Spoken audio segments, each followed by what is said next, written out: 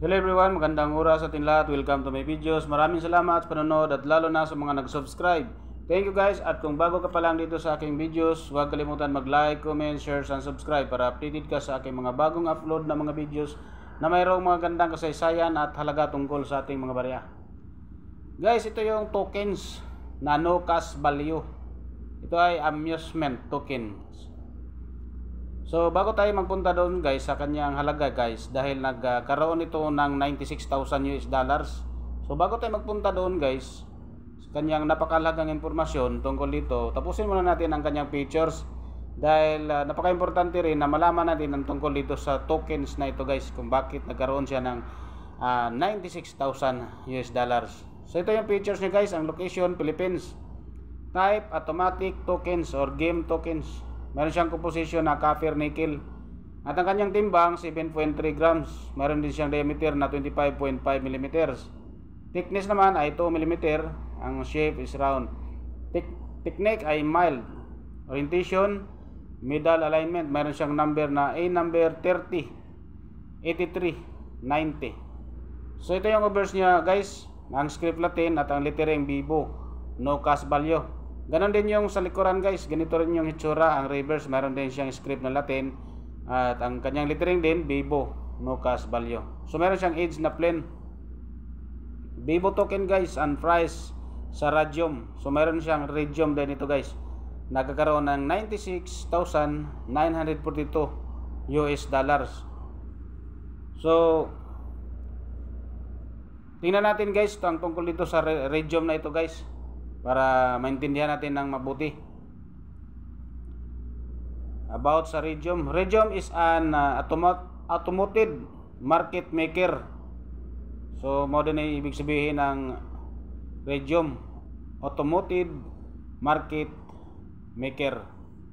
So AMM, built on Solana blockchains that shares liquidity with the Serum decentralized exchange. As an AMM or Radium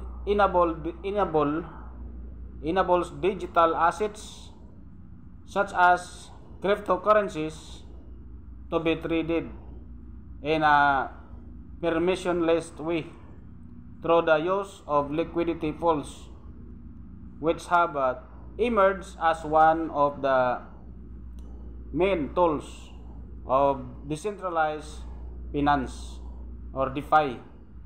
Liquidity pools rely on individuals of referred to us or liquidity providers who lock their assets in a liquidity pools smart contract.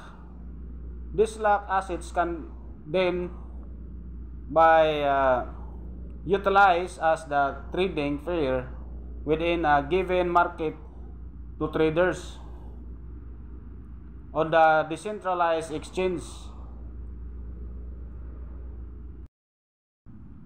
By bringing together with the flexibility of an automated market maker or AMM with the reliability of the serums, your traditional order book mechanism, Radium supports the fast liquidity and low fee trading of digital assets on the Solana, will all additional source of liquidity.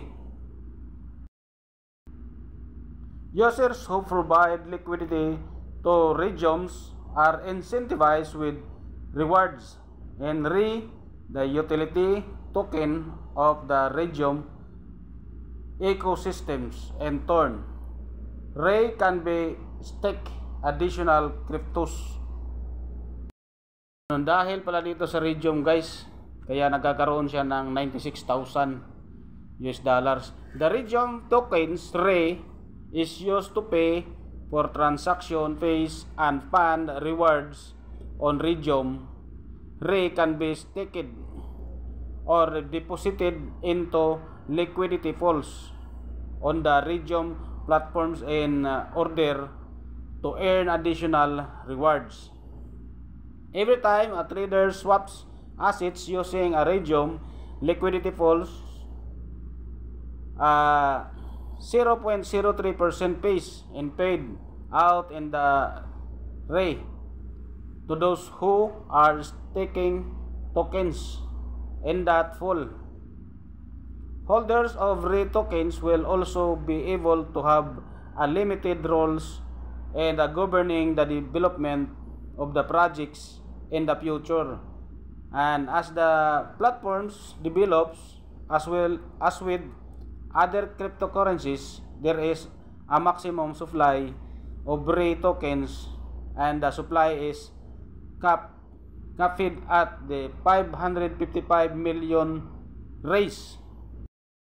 So yun guys, ang dahilan pala nito guys, kaya nakaabot tayo ng 96,942 US dollars dahil pala dito sa Raydium, ang tawag na automated market maker. So napakaganda pala guys kung marami kang mga ganitong tokens guys, dahil napakamahal pala dahil pala sa Raydium. So ingatan nyo ang mga ganitong tokens nyo guys, dahil hindi mo lang mamalayan, baka swertihin ka na yayaman ka tungkol dito or dahil dito sa tokens na ito. So yun guys, sa mga nakuha nating informasyon tungkol dito sa ating tokens na wala namang cash value, pero pagdating pala dito sa Raydium ay napaka mahal pala, 96,942 US dollars. So maraming salamat guys sa panonood at God bless ating lahat.